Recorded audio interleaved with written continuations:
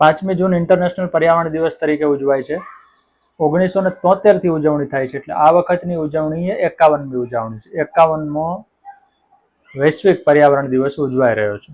પર્યાવરણ દિવસ શા માટે ઉજવવો પડે એ હવે કોઈને પૂછવાની જરૂર નથી. આપણે જે મે મહિનો પૂરો કર્યો એ ઇતિહાસનો સૌથી ગરમ હતો. પણ આવતા વર્ષે કદાચ એ સારો સાબિત થશે, કારણ કે આવતો મે મહિનો કે આવતો ઉનાળો એનાથી પણ ગરમ રહે એવી પૂરી શક્યતા છે. 2018માં રાષ્ટ્રસંઘની એક બેઠક કોરિયાના ઇન્ચોન શહેરમાં મળી હતી અને ત્યાં જે કેટલીક ચેતવણીઓ આપવામાં આવી હતી એમાંની એક મોટી ચેતવણી એ હતી કે ભારત પ્રચંડ હીટવેવનો ભોગ બનશે. અને આ વખતે આપણે બન્યા પણ. હીટવેવને કારણે મૃત્યુની સંખ્યા વધી રહી છે. ઉનાળામાં જ ચૂંટણી હતી એટલે ચૂંટણી અધિકારીઓ પણ મૃત્યુ પામ્યા છે.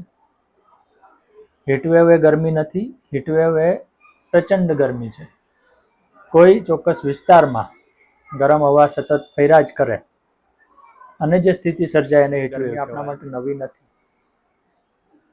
પણ હીટવેવ એ ગરમી સતત એક જ જગ્યાએ બંધ રહે એવી સ્થિતિને હીટવેવ કહેવામાં આવે છે, જ્યાંથી ગરમ હવા નીકળી શકતી નથી. અને હીટવેવના દિવસો આગામી સમયમાં વધશે. એ સંજોગોમાં પર્યાવરણ દિવસની ઉજવણીનું મહત્વ વધી જાય છે. ઉજવણી કરતાં પણ પર્યાવરણ સંરક્ષણનું. આપણે ત્યાં પર્યાવરણ સંરક્ષણ માટે વનીકરણ અને વૃક્ષારોપણ થાય છે, સારી વાત છે. પણ એક વાત ભૂલાઈ જાય છે કે જંગલો કાપીને તમે વૃક્ષો રોપો તો તમે બેલેન્સ નથી કરતા, કારણ કે જંગલો કપાય ત્યારે આખી જીવસૃષ્ટિ કપાય છે. શહેરની વચ્ચે કે કોઈ ગાર્ડનમાં થોડાક વૃક્ષો વાવી દેવાથી એ જંગલ નથી બની જતું. શહેરી વનીકરણ જો ખરેખર વનીકરણ જ હોય તો જંગલમાં સિંહ દીપડા રહે છે ત્યાં પણ રહેવા જોઈએ, પણ એવું નથી થઈ શકતું. થોડા ઘણા પક્ષીઓ કે નાના નાના સજીવો જરૂર શહેરમાં રહી શકે, પણ એ વન નથી બનતું અને એટલે પર્યાવરણ સંપૂર્ણ નથી બનતું. હવા પ્રદૂષણ પર્યાવરણનો મોટો હિસ્સો રોકે છે અને એકલા ગુજરાતમાં વર્ષે 88,000 મોત હવા પ્રદૂષણથી થાય છે. હવે હવા પ્રદૂષણ કોઈ ગોળી કે તીર નથી કે કેન્સર જેવો દેખીતો રોગ નથી કે ભાઈ એને હવા પ્રદૂષણ થયું અને માણસ મૃત્યુ પામ્યો, એવું ન હોય. હવા પ્રદૂષણને કારણે મૃત્યુ પામે એની કોઈ સીધી અસર ન દેખાય, પણ ફેફસાની બીમારીઓ વધે, હૃદયની બીમારીઓ વધે, લોહીમાં પ્રદૂષણ વધે, એ બધામાં હવા પ્રદૂષણ એક યા બીજી રીતે સંકળાયેલું હોય છે. બહારની હવા પ્રદૂષિત હોય છે, ઘરની હવા પણ પ્રદૂષિત હોય છે. પર્યાવરણ સંબંધિત આવા કેટલા બધા પ્રશ્નોમાંથી આપણે પસાર થઈ રહ્યા છીએ, એટલે હવે પર્યાવરણ શું અને શા માટે બચાવવું જોઈએ એ કોઈ કહેવાનો અર્થ રહેતો નથી, સૌ જાણે છે. ઉનાળામાં 40, 45, 50 ડિગ્રી તાપમાન સામાન્ય થઈ ગયું છે, પણ એ ઉનાળા પૂરતું છે. જગતનું ધરતીનું સરેરાશ તાપમાન તો 14થી 15 ડિગ્રી વચ્ચે જ છે. એમાં 1% વધારો થાય તો બહુ મોટી મુસીબત સર્જાય, કારણ કે 1 ડિગ્રી વધારાથી હિમાલયનો, ઉત્તર ધ્રુવનો, દક્ષિણ ધ્રુવનો બરફ પીગળવા માંડે.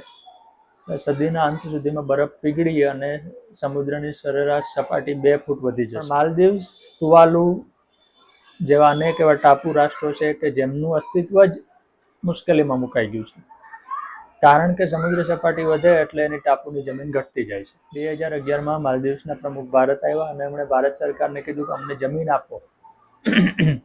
શા માટે જમીન જોઈએ છે? ઓફિસ બનાવવી છે, કોઈ ભવન બનાવવું છે કે ના, અમારે આખો દેશ વસાવવો છે? કારણ કે માલદીવ્સ આખું ડૂબી જવાનું. વસ્તી ઓછી છે, વિસ્તાર નાનો છે, એટલે ભારતમાં આખા માલદીવની વસ્તી આવી જાય તો ભારતને ફરક ન પડે, પણ સ્થિતિ કેટલી ગંભીર છે એનું આ એક ઉદાહરણ છે. એ વાતમાં પણ કોઈને શંકા નહીં હોય કે પર્યાવરણ સંરક્ષણમાં વૃક્ષોનો રોલ સૌથી મહત્વનો છે, કારણ કે આપણે જોઈએ છીએ કે ઉનાળામાં એક વૃક્ષ નીચે પાર્કિંગ કરવા કે ઊભવા માટે લોકો ભીડ કરતા હોય છે.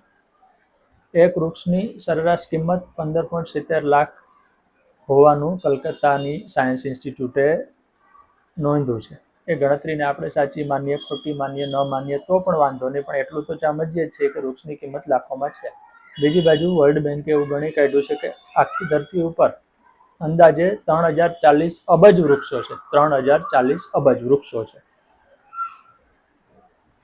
એનાથી આ બધા વૃક્ષો ભેગા મળીને ધરતીનો જે જમીન ભાગ છે એનો 31% ભાગ રોકે છે.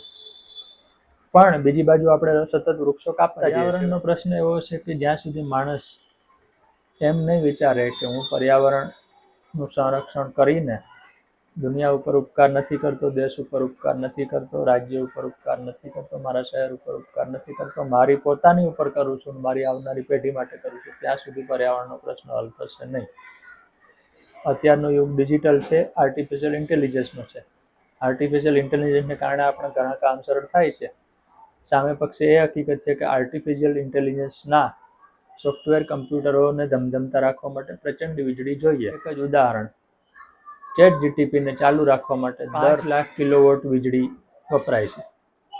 કારણ કે આર્ટિફિશિયલ ઇન્ટેલિજન્સ સાથે સંકળાયેલી વેબસાઇટો ત્યારે જ ચાલુ રહી છે કે જ્યારે એના સર્વર સતત ચાલુ રહે, અને સર્વર સતત ચાલુ રાખવા ઉપરાંત એને પ્રચંડ એસીની જરૂર પડે, ઠંડા વાતાવરણમાં રાખવા પડે.